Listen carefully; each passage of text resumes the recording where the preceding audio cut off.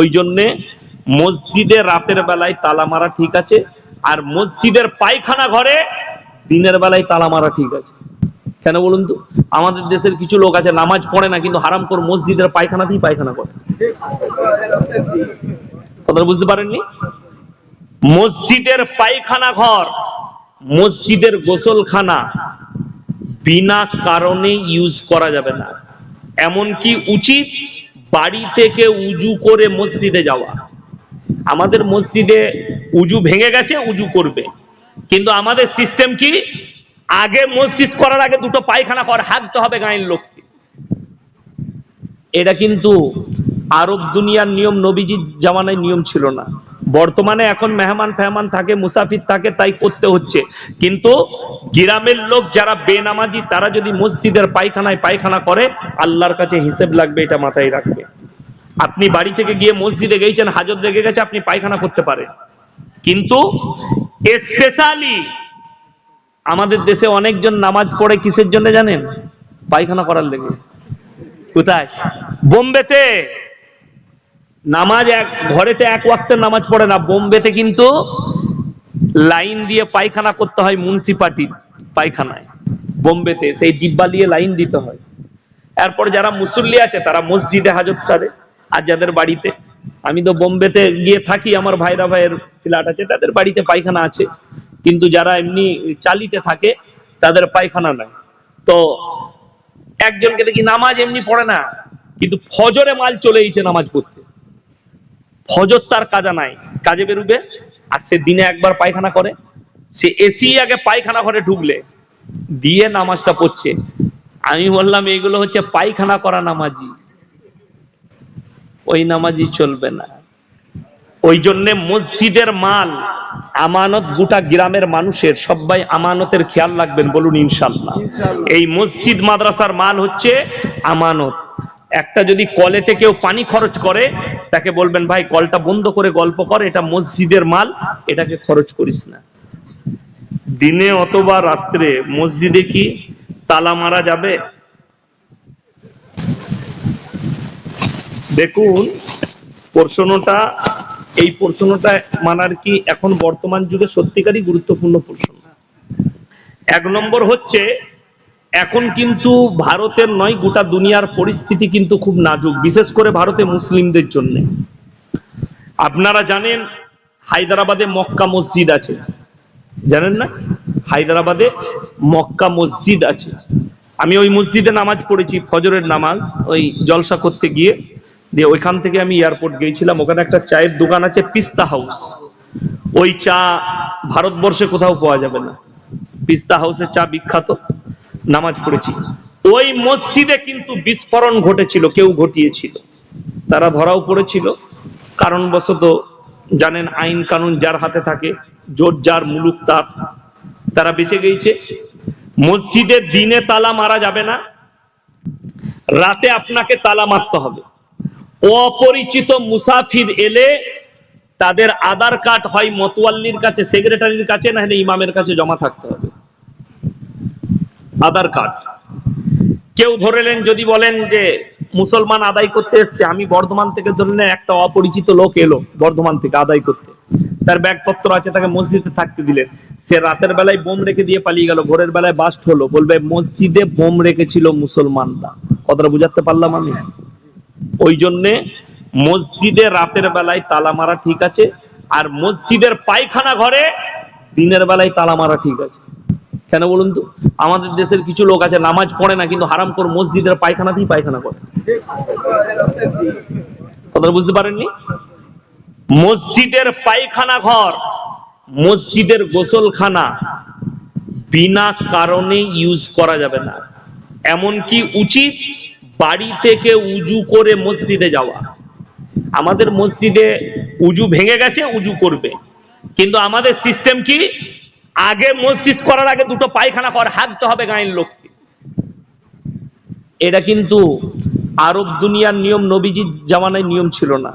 বর্তমানে এখন মেহমান ফেহমান থাকে, মুসাফির থাকে, তাই করতে হচ্ছে। কিন্তু গ্রামের লোক যারা বেনামাজি, তারা যদি মসজিদের পায়খানায় পায়খানা করে, আল্লাহর কাছে হিসেব লাগবে, এটা মাথায় রাখবে। আপনি বাড়ি থেকে গিয়ে মসজিদে গেছেন, হাজত লেগে গেছে, আপনি পায়খানা করতে পারেন। কিন্তু স্পেশালি আমাদের দেশে অনেকজন নামাজ পড়ে কিসের জন্য জানেন? পায়খানা করার লেগে। কোথায়? বোম্বেতে নামাজ ঘরেতে এক ওয়াক্তের নামাজ পড়ে না, বোম্বেতে কিন্তু লাইন দিয়ে পায়খানা করতে হয় মিউনিসিপালিটির পায়খানায়। বোম্বেতে সেই ডিব্বা নিয়ে লাইন দিতে হয়।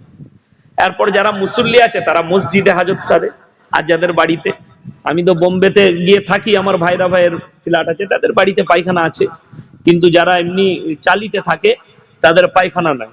তো একজনকে দেখি নামাজ এমনি পড়ে না, কিন্তু ফজরে মাল চলে এসেছে নামাজ পড়তে। ফজর তার কাজা নাই, কাজে বেরুবে, আর সে দিনে একবার পায়খানা করে, সে এসি আগে পায়খানা ঘরে ঢুকলে দিয়ে নামাজটা পড়ছে। আমি বললাম এগুলো হচ্ছে পায়খানা করা নামাজি,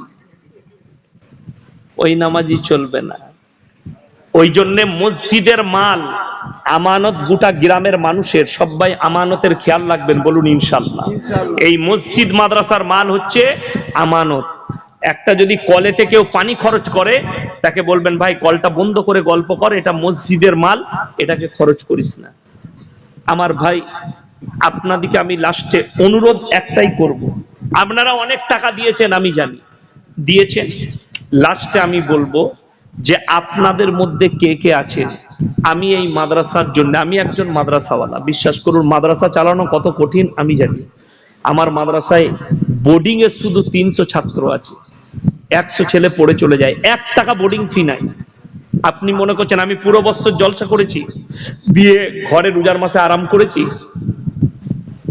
রোজার মাসে একদিন আরাম করি না, প্রত্যেক দিন আদায় মাদ্রাসা কালেকশন, প্রত্যেক দিন কালেকশনে বেরিয়ে গেছি। তারপরে মাদ্রাসা সুস্থভাবে চলে।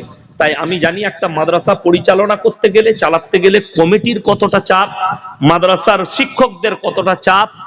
তাই আমি আপনাদের কাছে অনুরোধ করব, প্রত্যেকটা ভাই যারা এখানে এসে বসেছেন, আমি আপনাদের কাছে আমার এই আঁচলটা পাচ্ছি, যে যা পারবেন 100, 200, 50, 10, 20 উঠে একটু এসে দিয়ে যান।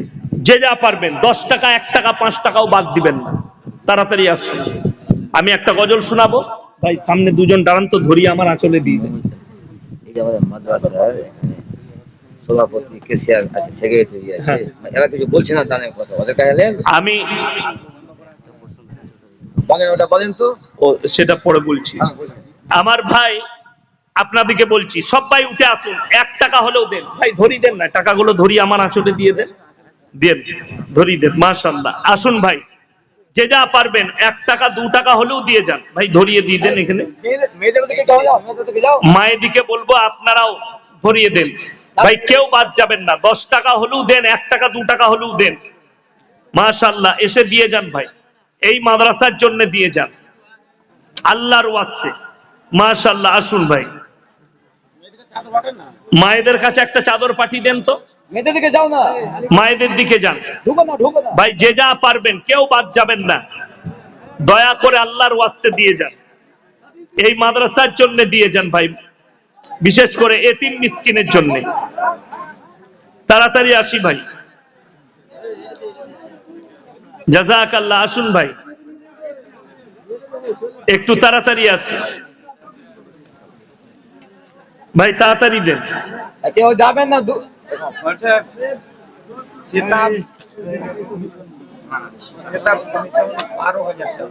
সেতাব কমিশন 12,000 টাকা দিয়েছেন। মাশাআল্লাহ, আল্লাহ দানকে কবুল করুক, নেক নিয়তকে আল্লাহ পুরো করুক, কারোবারে আল্লাহ বরকত দেখ, রুজি রোজগারে আল্লাহ বরকত দেখ।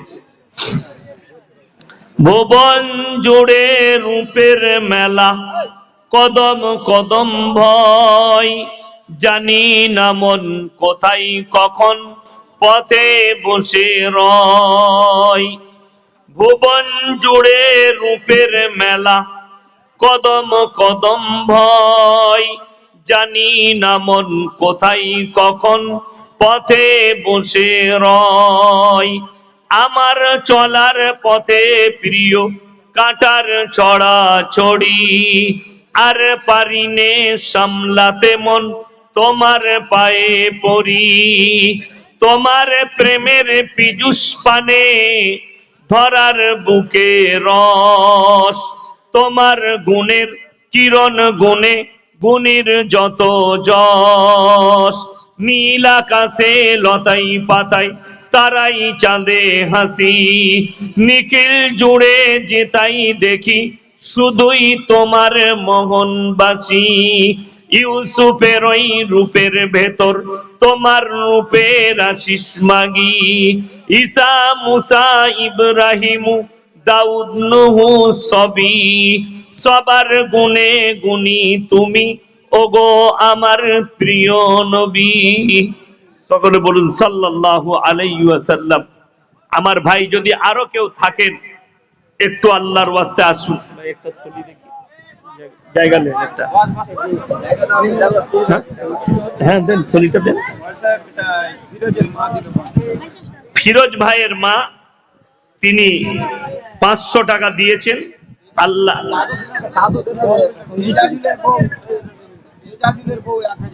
এজাজুল ভাইয়ের বউ 1000 টাকা দিয়েছেন। কি কাসিমউদ্দিনের বউ 1000, হাসিমউদ্দিন, আল্লাহ দানকে কবুল করুক। জোহর আলী 1000 টাকা।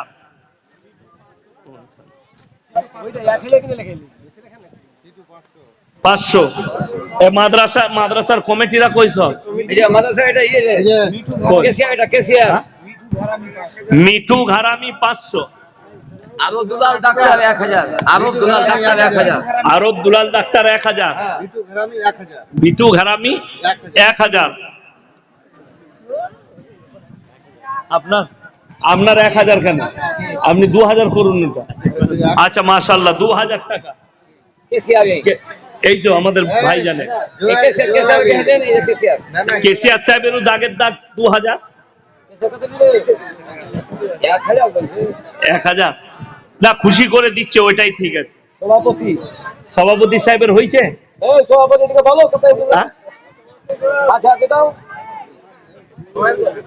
2000 সভাপতি সাহেব 2000 টাকা। মাশাআল্লাহ।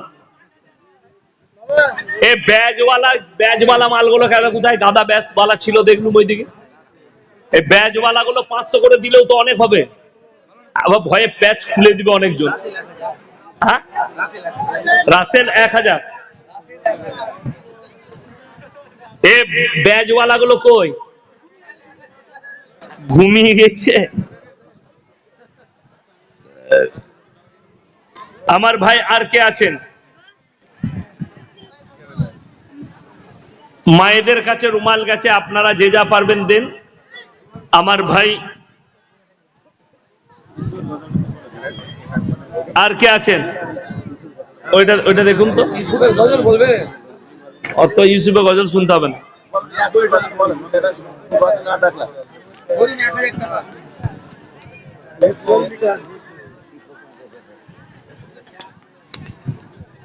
তুমি নামাজ পড়ো? উত্তর ইয়েস এন্ড নো। তুমি নামাজ পড়ো না, এটা নিয়ে মারামারি করে কি করবে? একজন দিয়ে পাঠালে নবী কিসের তৈরি এবং সেটা কিভাবে? আমার কাছে উত্তর শুনেলেন সূরায়ে কাহাফ। কোন সূরা বললাম?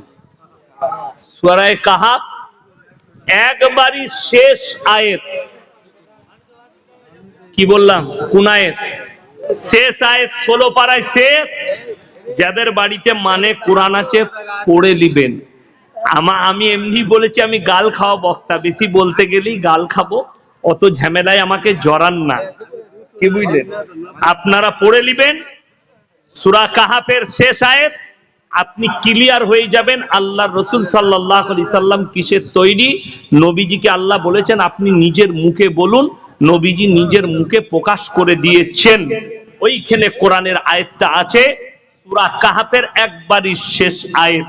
কুল ইন্নামা আনা বাশারুম মিসলুকুম ইউহা ইলাইয়া আন্নামা ইলাহুকুম ইলাহুন ওয়াহিদ ফামান কানা ইয়ারজু লিকা রাব্বিহি ফালইয়ামাল আমালান সালিহান ওয়া লা ইউশরিক বিইবাদাতি রাব্বিহি আহাদা। হায়াত বাকি তো মুলাকাত বাকি।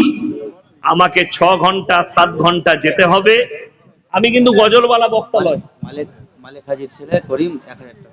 মালিক হাজী সাহেবের ছেলে করিম ভাই 1000 টাকা। মাশাআল্লাহ, আল্লাহ দানকে কবুল করুন। নায়েম সামিজুদ্দিন, কি নায়েম বাবার নাম সামিজুদ্দিন, নায়েম ভাই, বাবার নাম সামিজুদ্দিন, 1000 টাকা। উসমান গানির মা 1000, উসমান গনি সাহেবের মা 1000 টাকা। মাশাআল্লাহ, আল্লাহ দানকে কবুল করুক, নেক নিয়তকে আল্লাহ পুরো করুক, কারোবারে আল্লাহ বরকত দেখ। আমার ভাই, আপনারা আমার জন্য দোয়া রাখবেন, আমি আপনাদের জন্য দোয়া রাখি। এই মাদ্রাসার সেক্রেটারি, কেসিআর থেকে শুরু করে যত মেম্বার আছে, আল্লাহ সকলকে কবুল করুক, সকলের মেহনতকে কবুল করুক। আমার ভাই, মাদ্রাসার পড়ানে ওয়ালাকে আল্লাহ কবুল করলে, এই মাদ্রাসার যত তালবিলিম ইলম হাসিল করছে, আল্লাহ তাদেরকে ইলমে নাফে আমলে সলিহা দান করো। এবং পুরো উম্মতে মুসলিমার জন্য দোয়া, আল্লাহ যে যেখানে মুসলমান পেরেশানির হালতে আছে, পেরেশানিকে দূর করে দাও। মানুষকে হক বুঝার তুমি তৌফিক দান করো, হারাম থেকে মানুষকে অ্যাভয়েড করো, হালাল পথে চলার তৌফিক দান করো। এবং আমাদের যে ভাইয়েরা এই আল্লাহর রাস্তায় হাত বাড়িয়েছেন, আল্লাহ যেন সকলের দিকে তিনার রহমতের হাত বাড়িয়ে দেয়। এই দোয়া দিয়ে আমি আমার বক্তব্য এখানে ইতি টানছি। আমাকে এখনো 6 ঘন্টা 7 ঘন্টার মতো সময় যেতে হবে, তাই আপনারা আমার জন্য দোয়া রাখবেন, আমি আপনাদের জন্য দোয়া রাখি। ওয়ামা আলাইনা ইল্লাল বালাগ। আসসালামু আলাইকুম ওয়া রাহমাতুল্লাহি ওয়া বারাকাতুহু। শেষ দোয়া পড়ার জন্য আমি সভাপতি সাহেবকে অনুমতি দিচ্ছি।